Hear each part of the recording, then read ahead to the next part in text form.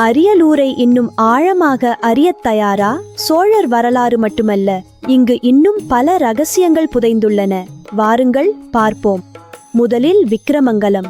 இங்கே சோழர் காலத்தைச் சேர்ந்த மிக அரிதான சமண மற்றும் புத்த மத சிற்பங்களை நீங்கள் காணலாம்.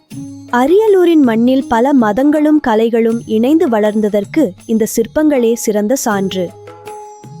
அடுத்ததாக மேலப்பழுவூர். இது வரலாற்று புகழ்பெற்ற பழுவேட்டரையர் சிற்றரசர்களின் தலைநகராக திகழ்ந்தது.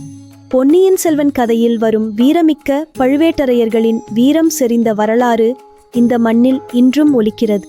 இங்குள்ள சுந்தரேஸ்வரர் கோவில் ஆதித்த சோழர் காலத்தில் கட்டப்பட்டது.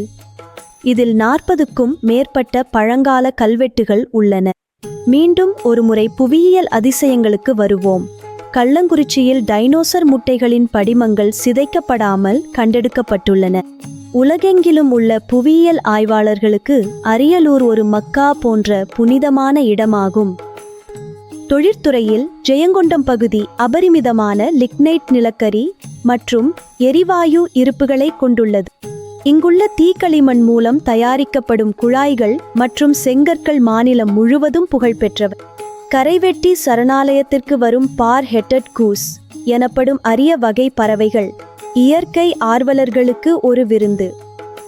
இந்த ஈரநிலம் பல்லாயிரக்கணக்கான பறவைகளின் புகலிடமாக விளங்கும் ஒரு முக்கியமான சுற்றுச்சூழல் மண்டலமாகும்.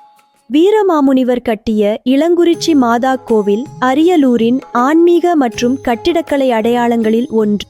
தொழில் வளர்ச்சிக்கும் இயற்கை பாதுகாப்புக்கும் இடையிலான சமநிலையே அரியலூரின் எதிர்கால வெற்றியாக இருக்கும்.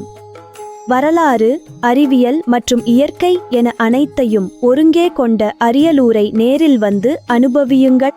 மீண்டும் ஒரு சுவாரஸ்யமான பயணத்தில் சந்திப்போம். இந்த வீடியோவை பகிர மறக்காதீர்கள். நன்றி.